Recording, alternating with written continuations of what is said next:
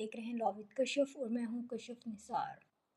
हमने सीआरपीसी की 16 days series शुरू किया है कि जिसमें हमने 16 डेज़ में फुल सीआरपीसी करनी है। तमाम सेक्शन जो हमने 16 डेज़ में कवर करने हैं। उस हिसाब से आज हमारा 5th डे है और आज हम चैप्टर नंबर 4 में हैं। और चैप्टर 4 में हमने आज क्या पढ़ना है, हम सेक्शंस देख लेते हैं। सेक्शन नंबर 42 से लेके 45 तक हैं। इसमें क्या है, इसमें है जनरल प्रोविजन है। चैप्टर 4 इसका नाम है और यह है of aid and information to magistrates the police and person making arrest. ठीक है, अब सबसे पहले हम सेक्शन नंबर 42 देखते हैं। 42 में क्या लिखा हुआ है? 42 में लिखा है public fund to assist magistrate and police. ठीक हो गया। 43 में क्या बताएंगे? 43 में बताएंगे a to person other than the police officer executing warrant. ठीक है। 44 पे हम क्या देखेंगे? 44 पे हम देखेंगे public to give information of certain offences. और फिर हमारे पास इसका जो लास्ट है, लास्ट सेक्शन इस चैप्टर का, चैप्टर नंबर 4 का, वो है 45। 45 पे हमने देखना है village headman, accountants, land holders and other bound to report certain matters. ठीक हो गया। हमने 42 से लेके 45 तक हमने देखने हैं सेक्शंस जो कि हमारे चैप्टर 4 में आ रहे हैं। ठीक हो गया।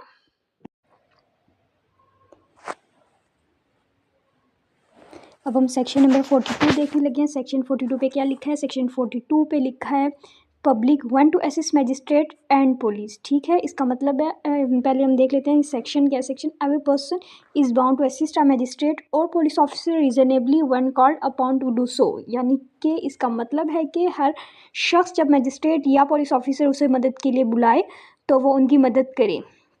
ठीक है, ये मदद किसी शख्स को गिरफ्तार करने, सर्च ऑपरेशन में या किसी और लीगल काम के लिए हो सकती है। ठीक है, ये सेक्शन अवाम और लॉ इन्फोर्समेंट के दरमियान क्या है, के लिए क्या है, कॉपरेशन को प्रमोट कर है। ठीक हो गया। ये सेक्शन का मतलब क्या है? कॉपरेशन को प्रमोट करना किसके दरमियान? अवाम और लॉ इन्फोर्समेंट के दरमियान। उसके बाद क्या बात है? उसके बाद लेकिन ये ज़रूरी है कि कॉपरेशन का मिसयूज़ ना हो।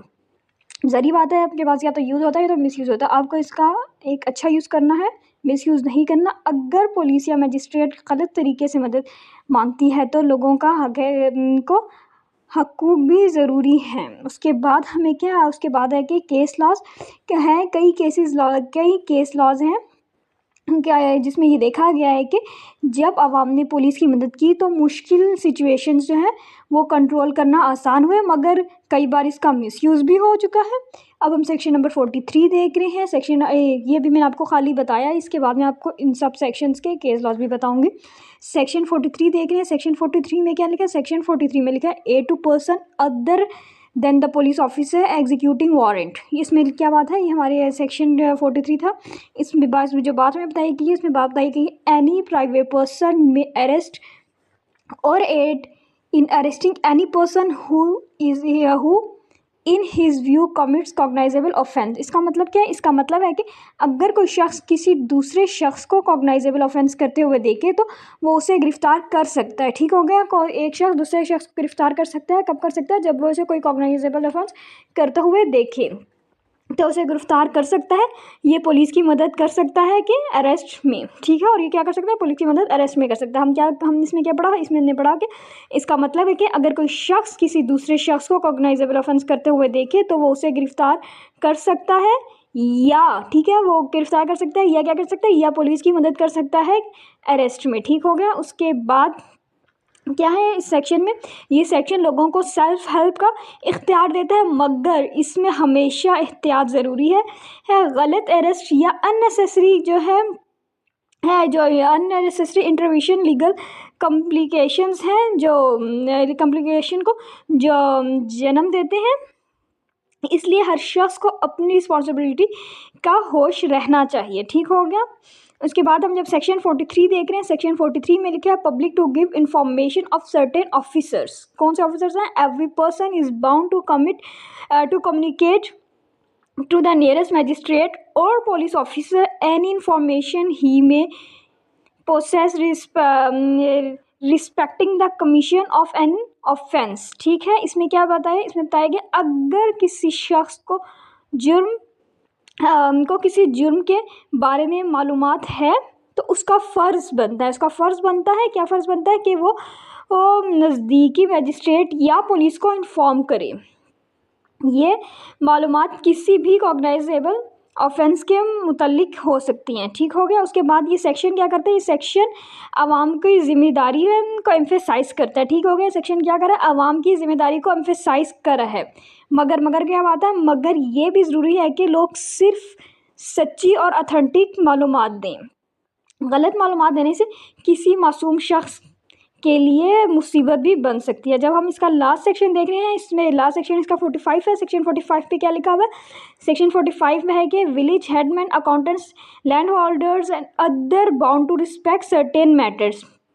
अब हम इसका टेक्स्ट पढ़ें, इसमें लिखा हुआ है village headman, accountants, land holder and other person in authority are bound to report certain matters. ये क्या है, इस पे बताया गया है कि गांव के जो बड़े मुख्तियार लोग होते हैं, अकाउंटेंट्स होते हैं, ज़मींदार और जो भी लोग अथॉरिटी में हैं, उनको कुछ ख़ास मामलात की रिपोर्ट बनाना ज़रूरी है। ये उनके लीगल ऑब्लिगेशन है। क्रिटिकल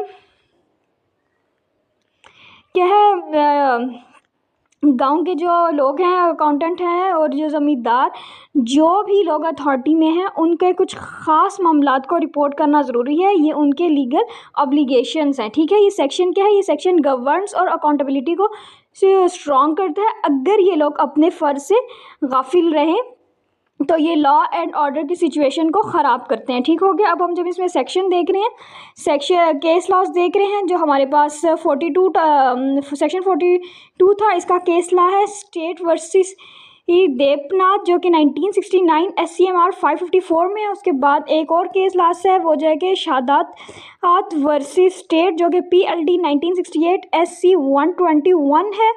जब हम 43 में आते हैं, 43 में केस लॉ आता है Khurshid Ahmed versus state, PLD 1996 SC 305।